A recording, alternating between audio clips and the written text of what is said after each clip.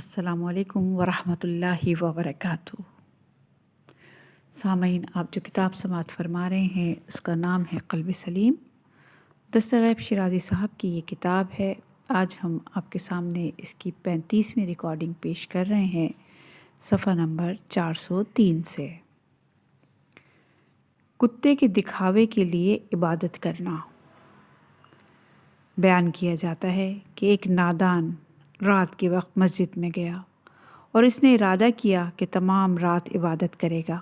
آدھی رات کے وقت اسے مسجد میں کسی کے قدموں کی چاپ سنائی دی تو اس نے دل میں سوچا کہ کوئی دوسرا نمازی بھی مسجد میں آ گیا ہے، اور اس کی وجہ سے اس نے اپنے خشوع اور خضوع اور گریہ و زاری میں اضافہ کر دیا تاکہ وہ شخص اس کے ذوق عبادت سے متاثر ہو کر لوگوں میں اس کی تعریف و توصیف کرے۔ تاریک رات تھی اور مسجد میں اندھیرا چھایا ہوا تھا، اور ریاکار شخص اپنی ریاکاری میں مصروف رہا اور یہی سمجھتا رہا کہ دوسرا شخص مسجد کے گوشے میں مصروف نماز اور محو مناجات ہے۔ صبح ہوئی اور تاریکی چھٹی تو اس نے دیکھا کہ مسجد کے گوشے میں ایک کتا لیٹا ہوا تھا۔ پھر اسے سمجھ آئی کہ رات دروازہ کھلا تھا اور کتا داخل ہوا، آخر ایک گوشے میں آ کر لیٹ گیا۔ یہ دیکھ کر اس کے سینے سے حسرت بھری آہ نکلی اور اس نے اپنے آپ کو ملامت کرتے ہوئے کہا، اے بدبخت، ایک کتے کے لیے تجھے نماز پڑھتے شرم محسوس نہ ہوئی، اور ایک کتے کی رضا حاصل کرنے کے لیے پوری رات بے آرام رہا اور گریہ و زاری کی خود ساختہ آوازیں بلند کرتا رہا۔ ہائے کاش اس سے بہتر تھا کہ تو سو جاتا اور مسجد میں نہ آیا ہوتا۔ عزیز سامعین، جس طرح سے وہ ریاکار پریشان و پشیمان ہوا، اسی طرح سے ہر ریاکار پشیمان ہوگا جب موت کی وجہ سے جسم و جان کا رشتہ ٹوٹ جائے گا اور عالم طبیعت کی تاریکی ادراک انسانی سے ہٹ جائے گی اور حقیقت کا سورج طلوع ہوگا۔ تب ریاکار کو پتہ چلے گا کہ طاقت اور قوت کا حقیقی مالک خدا تھا، اور وہ خدا کو چھوڑ کر ناتواں اور عاجز مخلوق کے رضا جوئی کے در پہ رہا۔ فارسی کے ایک شعر کا ترجمہ ہے، ایسی طویل نماز جو لوگوں کے دکھاوے کے لیے ہو، وہ دوزخ کے دروازے کی چابی ہے۔ اگر تیرا راستہ حق کے علاوہ کسی اور طرف جا رہا ہے تو تیرے مسلح کو دوزخ میں ڈال دیا جائے گا۔ روایت میں ہے کہ جب قیامت کے دن گناہ گاروں کے دفتر ان کے سامنے کھلیں گے تو وہ حساب کی رسوائی سے بچنے کے لیے آرزو کریں گے کہ انہیں جلد دوزخ میں ڈالا جائے اور انہیں سر عام شرمندہ نہ کیا جائے۔ اہل یقین کی آنکھوں کے سامنے غفلت و جہالت کے پردے موجود نہیں ہوتے، اسی لیے وہ تمام مخلوقات کو عاجز اور ناتواں سمجھتے ہیں اور مخلوق کے لیے عاجزی اور زاری نہیں کرتے، انہیں خدا کی عبادت میں شریک نہیں ٹھہراتے۔ صاحبان یقین کو خدا کے فنا اور آخرت کی بقا کا یقین ہوتا ہے، اور اس حقیقت سے آشنا ہوتے ہیں کہ دنیاوی زندگی اور اس کی آسائشیں چند روزہ ہیں اور آخرت ہر لحاظ سے بہتر اور پائیدار ہے۔ اسی لیے وہ دنیاوی آسائشات کے حصول کی خاطر عبادت نہیں کرتے، اور ان کی عبادت کا محور خدا کی رضا ہوتی ہے اور بس۔ یقین قطعی علاج ہے۔ جب تک مقام یقین حاصل نہ ہو جائے تب تک انسان ریا کی زد میں رہتا ہے۔ اہل یقین کی نظر میں ریاکاری شراب خوری سے بھی بدتر ہے، اور ریا کی سزا دوسرے گناہان کبیرہ کی بنسبت کہیں زیادہ ہے۔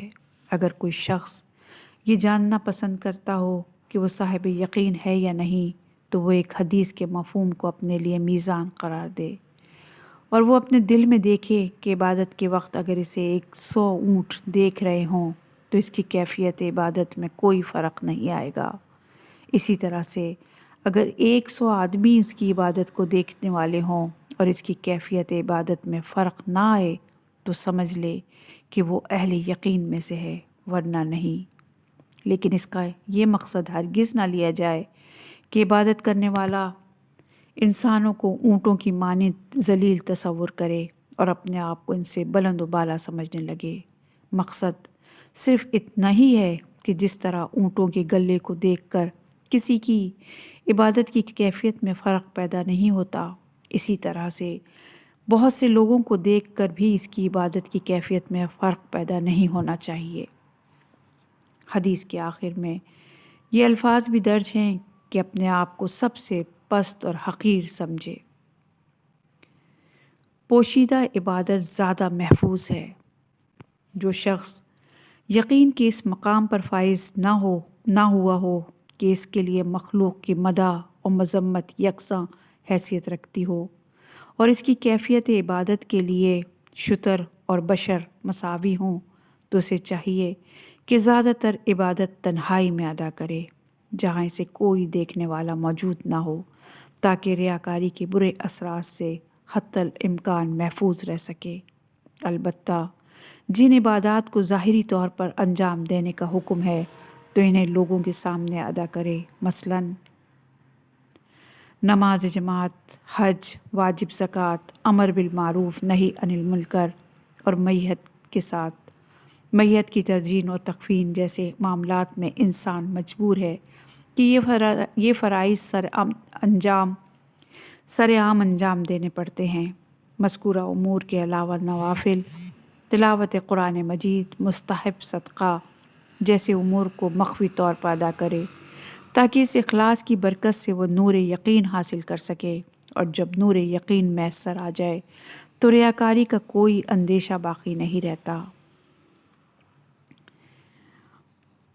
اسی کتاب کی باب نفاق میں مخفی عبادت کی اہمیت و فضیلت کی مکمل بحث گزر چکی ہے۔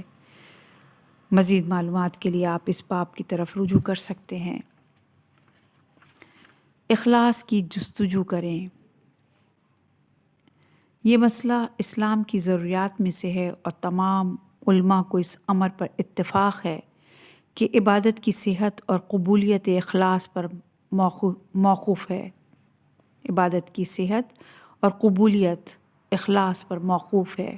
جب تک نیت میں اخلاص نہ ہو تب تک کوئی عمل قابل قبول نہیں ہوتا، اور جس عبادت میں اخلاص نہ ہو تو وہ ایسے جسم کی مانند ہے جس میں روح نہ ہو، اور وہ ایسا پھول ہے جس میں خوشبو نہ ہو۔ بے اخلاص عبادت کثافت اور بے ایمانی پر اضافے کا سبب ہے اور عمل کرنے والے کے لیے ایک عذاب اور بوجھ ہے۔ قرآن کریم کی آیات اور ہادیان دین کے فرامین میں اخلاص عمل پر زیادہ زور دیا گیا ہے۔ ہم اس مقام پر کچھ آیات اور روایات آپ کی سماعتوں کی نظر کرتے ہیں۔ اخلاص کا حکم سورہ انعام کی آیت نمبر 162 اور 163 میں پروردگار اپنے حبیب کو حکم دیتا ہے، آپ کہہ دیں کہ بے شک میری نماز اور میری عبادت اور میری زندگی اور میری موت سب اللہ کے لیے ہے، جو عالمین کا پالنے والا ہے، اس کا کوئی شریک نہیں ہے، اور اس کا مجھے حکم دیا گیا ہے اور میں سب سے پہلا مسلمان ہوں۔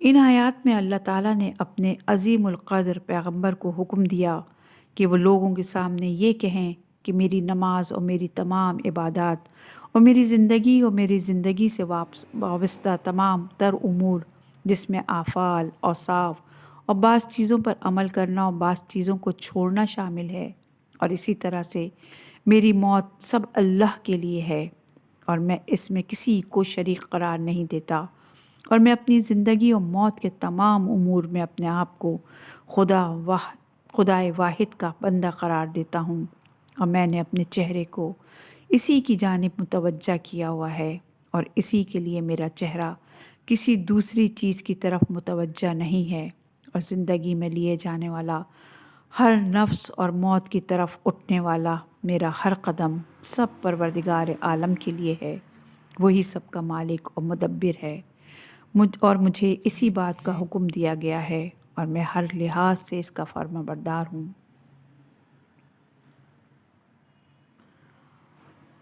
مقصد یہ ہے کہ حضرت اپنی نماز اور دیگر عبادات اور زندگی اور موت کے متعلق اخلاص بندگی کا اظہار کریں۔ یا اس سے مقصود یہ ہے کہ حضرت ان چاروں چیزوں کے متعلق اپنے دلی عقیدے کو ظاہر کر دیں؟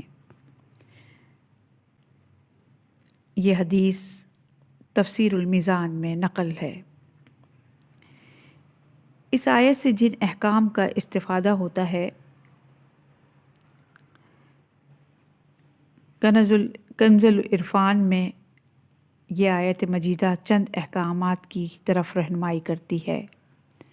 یہ آیت مجیدہ یعنی سورہ انعام کی آیت نمبر 62 اور 163 کی طرف اشارہ ہے۔ یہ آیت مجیدہ اس بات کو واضح کرتی ہے کہ خدا کی عبادت کے لیے اخلاص بہت ضروری ہے، اور عبادت میں کسی کو خدا کا شریک قرار دینا صحیح نہیں ہے، اور شرک خواہ ظاہری ہو یا بت پرستی، ستارہ پرستی وغیرہ، یا مخفی ہو مثلاً ریاکاری وغیرہ، قابل قبول نہیں ہے۔ اخلاص کا بلند ترین مقام یہ ہے کہ انسان ثواب کا ارادہ بھی نہ رکھے، اور ارادہ ثواب اخلاص کے منافی ہے۔ ارادہ ثواب اخلاص کے منافی ہے۔ ہم عنقریب دلائل سے ثابت کریں گے کہ قصد ثواب منافی یہ اخلاص نہیں ہے۔ اسلام کے مسلمہ احکام میں سے ہے ہر مسلمان کو اخلاص کا مکلف قرار دیا گیا ہے، کیونکہ آیت مجیدہ کے الفاظ ہیں، یعنی میں سب سے پہلا فرمانبردار ہوں۔ پہلے کے الفاظ سے اشارہ کیا گیا ہے کہ بعد میں فرمانبردار موجود ہیں۔ نماز اور ہر عبادت کی صحت خدا کی معرفت پر موقوف ہے، اور معرفت خدا کا پہلا زینہ یہ ہے کہ انسان خداوند عالم کو واحد لا شریک مانے، اور کائنات کی ایجاد و ترتیب کو اسی سے مربوط سمجھے۔ لہٰذا کافر کی عبادت باطل ہے، بلکہ ہر اس شخص کی بھی عبادت باطل ہے جو مذکورہ باتوں پر قلبی ایمان نہ رکھتا ہو، اگرچہ ظاہری طور پر اپنے آپ کو مسلمان بھی کیوں نہ کہلاتا ہو۔ لفظ رب العالمین سے اس امر کی طرف اشارہ کیا گیا ہے کہ اس کی عبادت ربوبیت کا تقاضا ہے۔ اس آیت میں جن امور کا ذکر کیا گیا ہے وہ چیزیں خدا کے لیے خالص کرنا ضروری ہے۔ ان میں کسی کو بطور استقلال یا بطور شرکت کسی کو حصہ دار مقرر کرنا صحیح نہیں ہے۔ مقصد یہ ہے کہ نماز اور عبادت خالص خدا کے لیے ہونی چاہیے، اور زندگی اور موت کو بھی خدا کی ملکیت سمجھنا چاہیے، اور ان چیزوں میں سے کسی کو بھی شریک نہیں کرنا چاہیے۔ اس آیت مجیدہ میں اللہ تعالیٰ کی عظمت بیان کی گئی ہے، اور یہ عظمت اس کے معبود ہونے کی دلیل ہے۔ قصد قربت یعنی اخلاص در عبادت۔ سورہ بینہ کی آیت نمبر 5 میں ارشاد باری تعالیٰ، انہیں صرف اس بات کا حکم دیا گیا تھا کہ وہ خدا کی عبادت کریں اور اس عبادت کو اسی کے لیے خالص رکھیں۔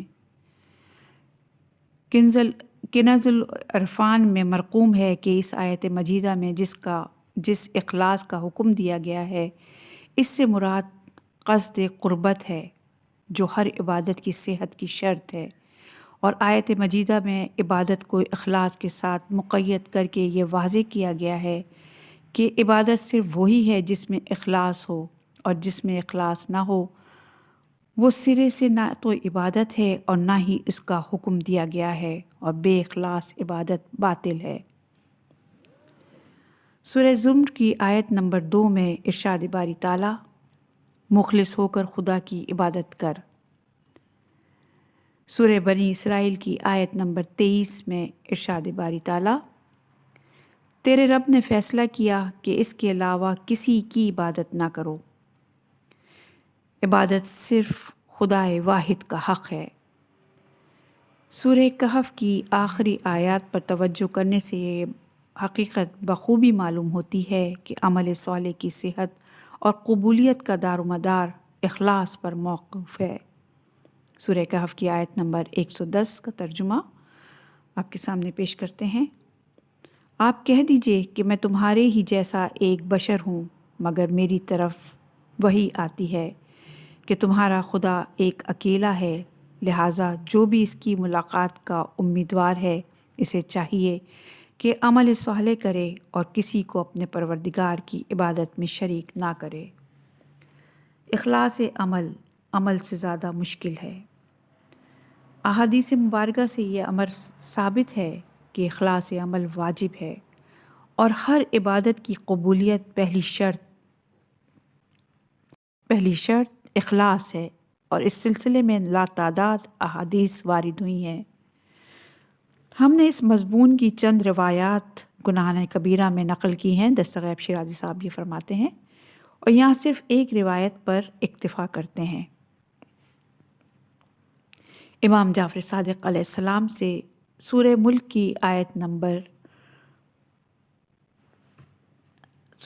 کی دوسری آیت، یعنی تمہاری آزمائش کرے کہ تم اس میں احسن عمل کے اعتبار سے سب سے بہتر کون ہے، کے متعلق پوچھا گیا تو آپ نے فرمایا مخصوص زیادہ کردار نہیں بلکہ درست اور بہتر کردار ہے۔ کردار کی درستی نیت کی درستگی اور نیک کردار سے عبارت ہے۔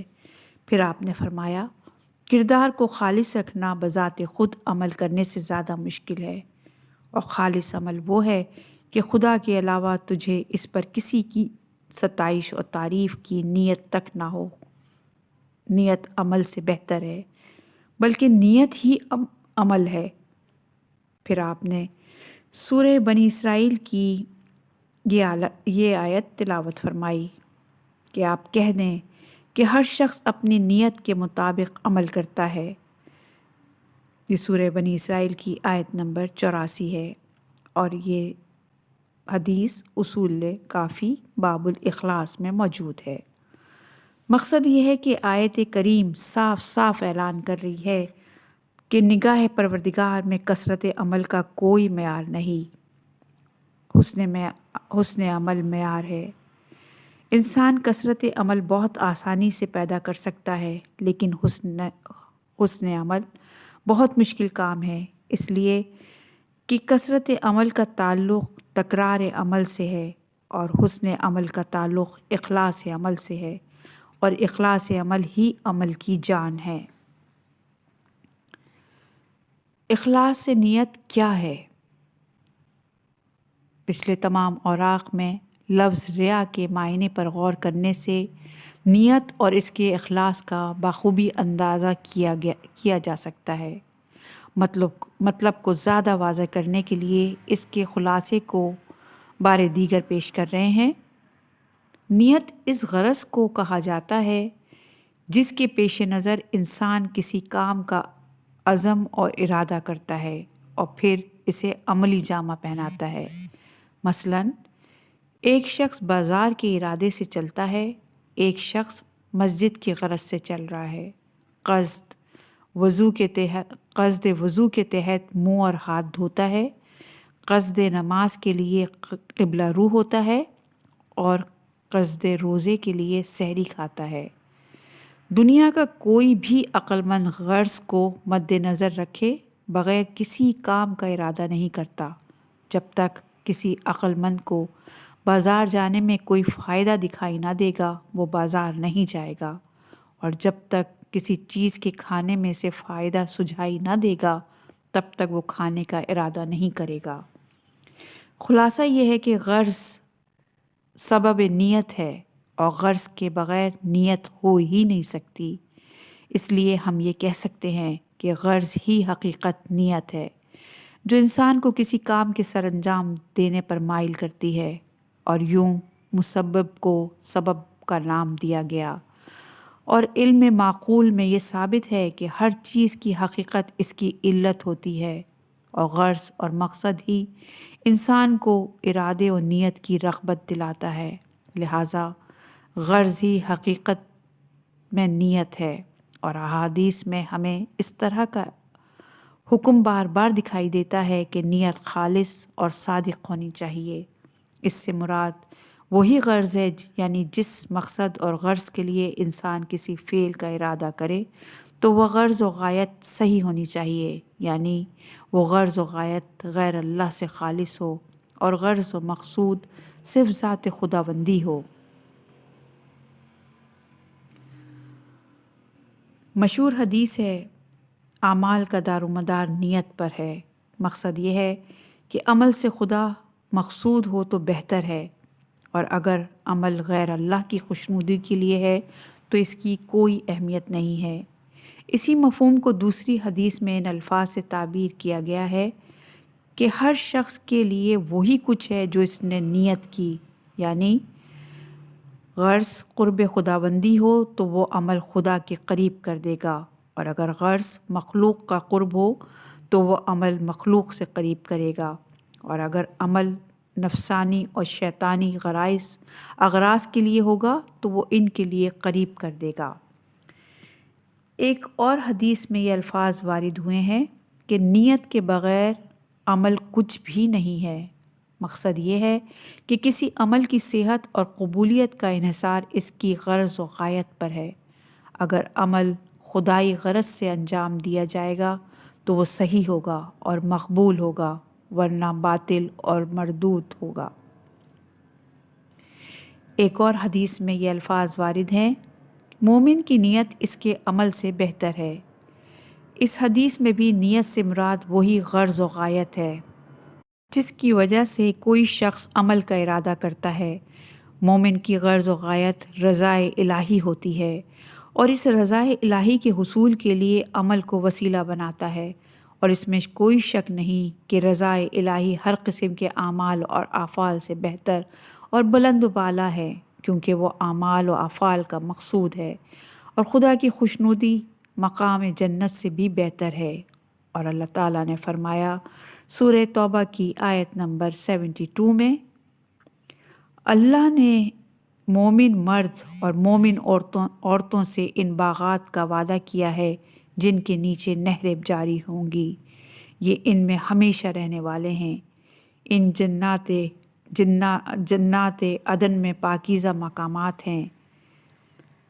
مکانات ہیں، اور اللہ کی مرضی تو سب سے بڑی چیز ہے، اور یہی عظیم کامیابی ہے۔ جنت کی روحانی نعمتیں۔ روایت ہے کہ جنت میں 3 روحانی نعمتیں ایسی حاصل ہوں گی جو تمام جنت کی نعمتوں سے بہتر اور بلند تر ہوں گی۔ پہلی نعمت ہمیشگی ہوگی، یعنی اہل جنت ہمیشہ جنت میں رہیں گے۔ دوسری نعمت محمد اور آل محمد کی ہمسائیگی ہوگی، اور تیسری نعمت خدا کی رضا ہوگی۔ جب مومن کا روح قلب سلیم لے کر جنت میں داخل ہوگا اور وہ اپنے پروردگار سے خوش ہوگا اور پروردگار اس سے خوش ہوگا، اور جب روح مومن کو پروردگار کی خوشی کا احساس ہوگا تو اسے اتنی زیادہ خوشی نصیب ہوگی جسے الفاظ میں بیان کرنا ناممکن ہے۔ اللہ ان سے راضی ہوگا اور وہ اللہ سے راضی ہوں گے۔ اللہ ان سے راضی ہوگا اور وہ اللہ سے راضی ہوں گے۔ غرض فاسد سے عمل باطل ہو جاتا ہے۔ ہم بار بار عرض کر چکے ہیں کہ اعمال کا دار و مدار نیت پر ہے۔ اب اس اصول کے تحت فقہ کے چند مسائل پر توجہ فرمائیے۔ ایک شخص پر غسل جنابت واجب ہے اور موسم سرد ہے اور وہ گرم ہونا چاہتا ہے، لہٰذا اگر وہ شخص جنابت دور کرنے اور جسم کو گرم کرنے کی نیت سے جسم پر گرم پانی بہاتا ہے تو اس کا غسل باطل ہوتا ہے، البتہ اس کی نیت غسل کی ہو اور گرم پانی استعمال کرے تو اس کا غسل صحیح ہے۔ اسی طرح سے ایک شخص حج پر اس لیے جاتا ہے کہ وہ اپنا شرعی فریضہ ادا کرنے کے ساتھ ساتھ سیر و تفریح بھی کر سکے گا تو اس کا حج باطل ہے۔ اسی طرح سے اگر کوئی شخص اپنے صدقہ، زکوٰۃ اور خمس کی رقم کسی شخص کو یا کسی ادارے کو اس نیت سے دے کہ اللہ کا فرض بھی ادا ہو جائے گا اور لینے والا شخص بھی میری تعریف و توصیف کرے گا، تو اس کا انفاق باطل ہوگا۔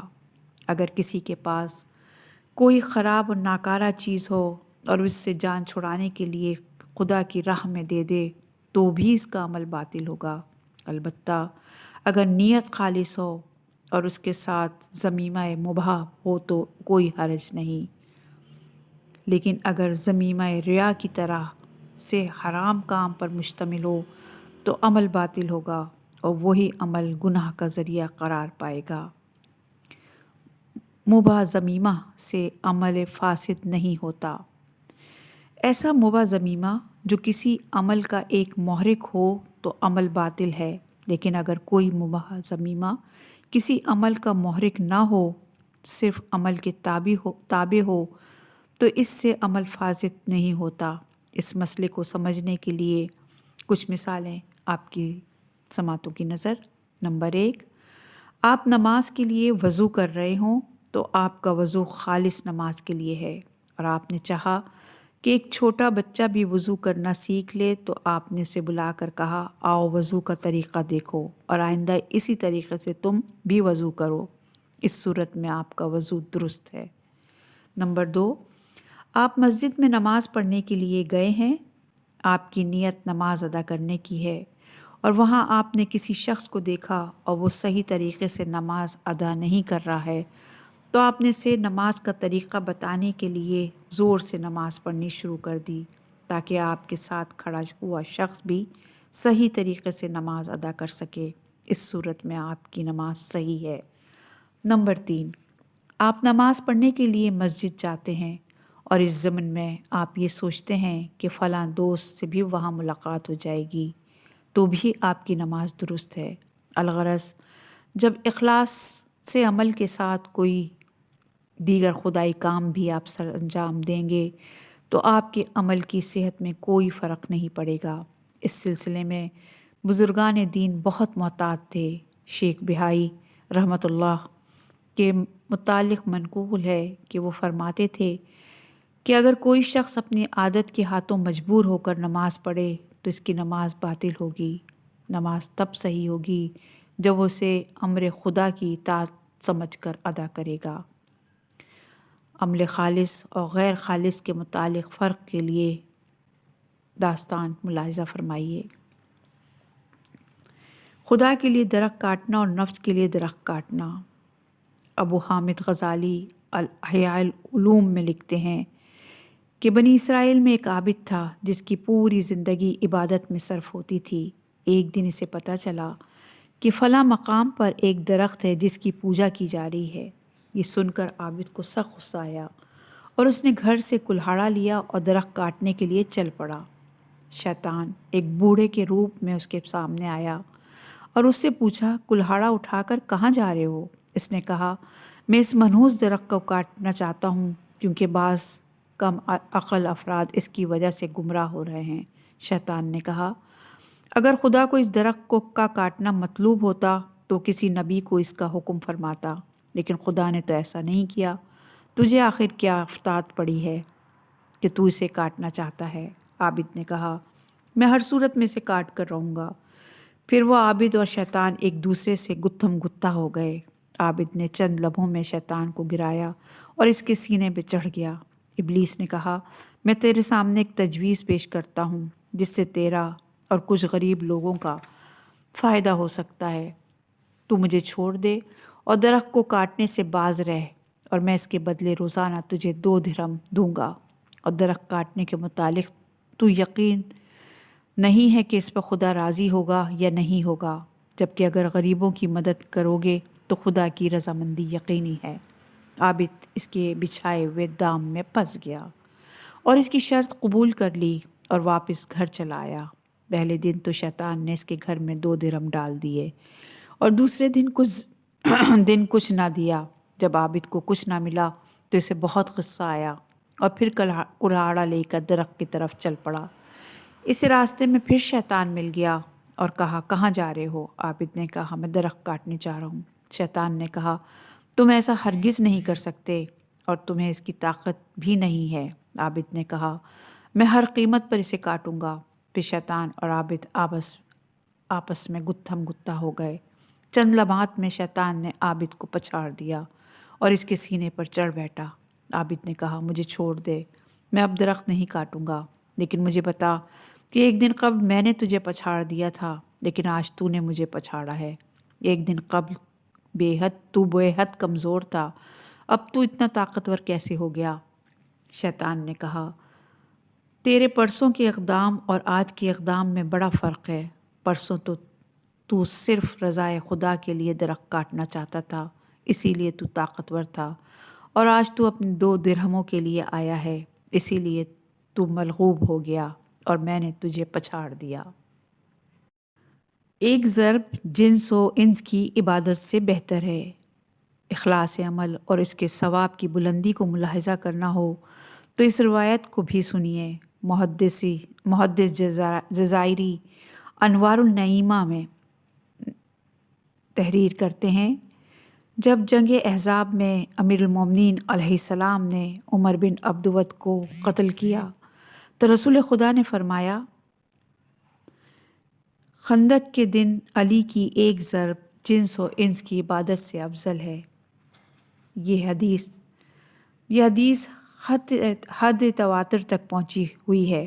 اس حدیث کے متعلق بعض ناسمجھ افراد یہ اعتراض کرتے ہیں کہ بھلا علی کی ایک ضربت جنس و انس کی قیامت تک کی عبادت سے کیسے افضل ہو سکتی ہے؟ علماء شیعہ نے اس کے جواب میں فرمایا، عمر بن عبدود اپنے زمانے کا مشہور پہلوان تھا اور وہ 1000 افراد سے تنہا لڑ سکتا تھا۔ جب امیر المومنین علیہ السلام اس کے مقابلے میں گئے تو آپ اخلاص عمل کی معراج پر تھے۔ آپ کو اپنے خدا داد شجاعت کا اظہار مطلوب نہیں تھا اور نہ ہی کسی کی تعریف و توصیف منظور تھی۔ آپ صرف اعلاء کلمۃ اللہ کی نیت سے اس کے مقابلے میں گئے اور اسے قتل کیا۔ اسی اخلاص عمل کا بدلہ آپ کو اس صورت میں ملا کہ آپ کی ایک ضرب جنس اور انس کی عبادت سے افضل قرار پائی۔